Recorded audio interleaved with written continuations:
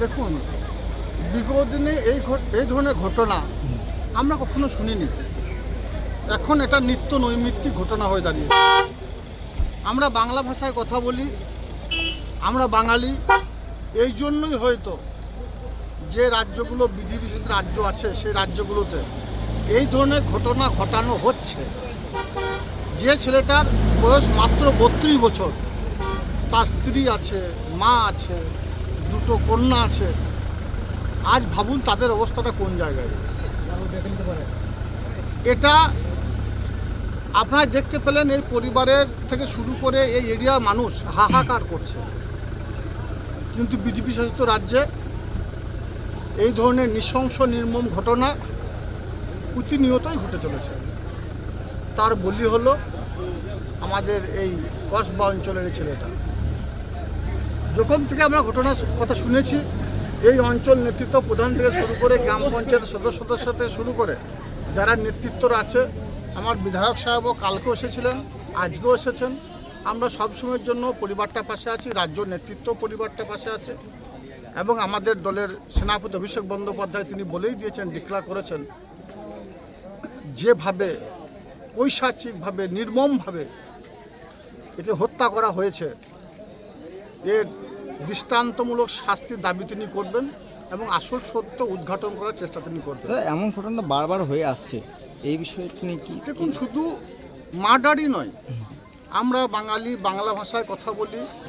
পিছিয়ে পড়া বাংলাকে আমাদের মাননীয় মুখ্যমন্ত্রী মাননীয় মমতা বন্দ্যোপাধ্যায় এগিয়ে নিয়ে গেছেন।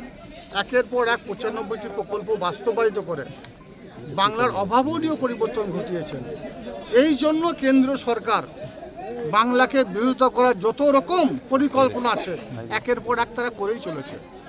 দেখেছেন আমরা এনআরসি, সিএ থেকে শুরু করে এখন SIR থেকে শুরু করে আমরা বাংলা ভাষায় কথা বলি বলে আমাদেরকে বাংলাদেশি তকমা দিয়ে বাংলাদেশ পাঠিয়ে দেওয়া পর্যন্ত হচ্ছে। ধিক্কার জানাই এই কেন্দ্রীয় সরকারকে যে এই ধরনের নির্মম নিষ্ঠুর ঘটনা ঘটানোর জন্য। কিন্তু আমরা মাননীয় মুখ্যমন্ত্রী মাননীয় মমতা বন্দ্যোপাধ্যায় এবং আমার দলের সেনাপতি অভিষেক বন্দ্যোপাধ্যায়ের নির্দেশে এই পরিবারটার পাশে ডে 1 থেকে ছিলাম, এখনও আছি এবং ভবিষ্যতেও থাকবো। রাজ্য সরকার যে 95টি প্রকল্প আছে, 95টি প্রকল্প আওতায় পরিবারটাকে আনা হবে। তাছাড়াও পরিবারটা কোনো দিক দিয়ে কোনো সহায়তা যদি প্রয়োজন বোধ করে আমি আছি, আমার বিধায়ক আছে, রাজ্য নেতৃত্ব আছে, আমাদের অভিষেক বন্দ্যোপাধ্যায় আছে, আমাদের মমতা বন্দ্যোপাধ্যায় আছে। যেভাবে বলবে সেভাবে পরিবারটা পাশে আমরা থাকবো।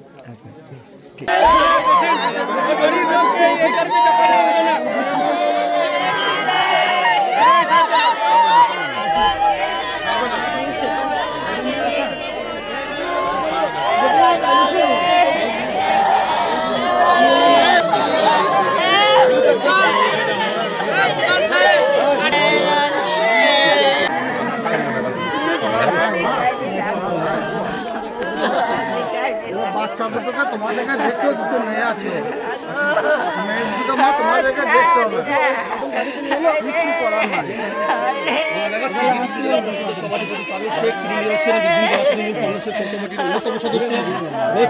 সকলেই তৃণমূল কংগ্রেসের সাধারণ সম্পাদক অভিষেক বন্দ্যোপাধ্যায় নির্দেশ দিয়েছেন, পরিবারের পাশে তারা রয়েছেন, তারা গভীর রাত পর্যন্ত রয়েছেন।